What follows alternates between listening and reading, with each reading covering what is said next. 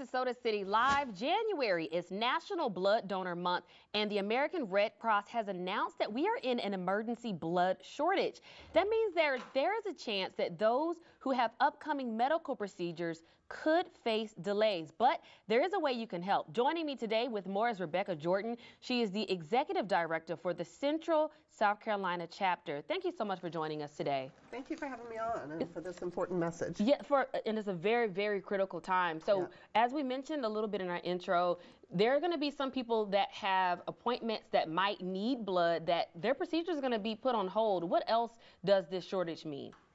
Well, I mean, that's a pretty scary thing, that you think that there's always going to be blood on the shelves, and, you know, without the donors coming in, there's no way to manufacture blood. So we need it from people to come in and make donations. And so sometimes it's a scary situation where there's not blood available, especially for some of our sickle cell patients. They may have to wait several days.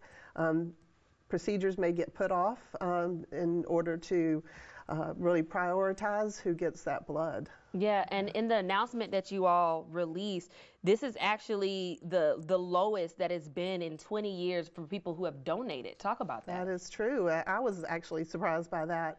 The numbers are down of people being able to come in and give. We come off the holiday season. It's always a challenging time, but there's a lot of sickness. People are not feeling well, and so we don't want them to come in and donate when they're not feeling well. So it's just, and then now we have the storm, so that's going to impact blood drives, potential cancellations up and down the coast. So not just here in South Carolina, but nationally as well. Yeah. Well, speaking of blood drives, let's talk about some of the ways that people can help. You know, other than coming to a facility and donating blood, maybe coming up with or organizing rather a blood drive. How could they do that through you all? Yeah, we'd love to have partners, businesses, different community groups come together and host a blood drive with us. You can always go to redcrossblood.org and put in your zip code and find a blood drive that's convenient, and bring a pal. You know, get a buddy to come with you and introduce them to donating blood. And it's always a good time of year to donate, because I know the National Football League, they always have their great incentive that they do every year, and of course they're going to be doing that as well.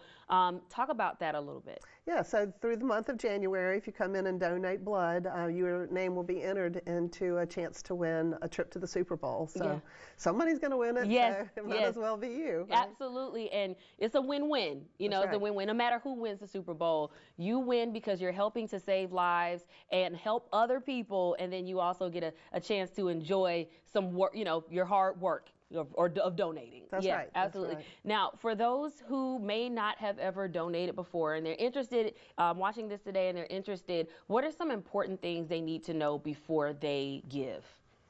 Well, you can go on redcrossblood.org and look to see if you have any exclusions, if there are medications that you take that you may not be able to donate blood. Wow. So a small percentage of the population actually comes in and donates, so only 3%.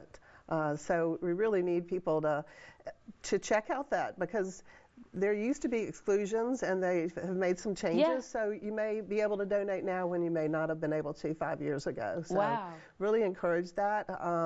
It's a really simple process. I know a lot of times people think, oh, I'm scared of needles, but it's really, you know, the time that you're actually giving blood is only about 10 to 15 minutes. So the whole procedure takes about an hour, but the actual time that you're with the needle in your arm giving blood is a lot shorter than people actually realize. Absolutely, and we spoke about this a little bit earlier, but even if you're not able to give blood, maybe it's your medication or whatever else issue, you can still organize one, especially if you're a business owner or you work somewhere and you're like, hey, let's organize one, let's get one together, and the details for that is? Yeah, just go to redcrossblood.org. Everything's there. Everything is there. And so you can go there.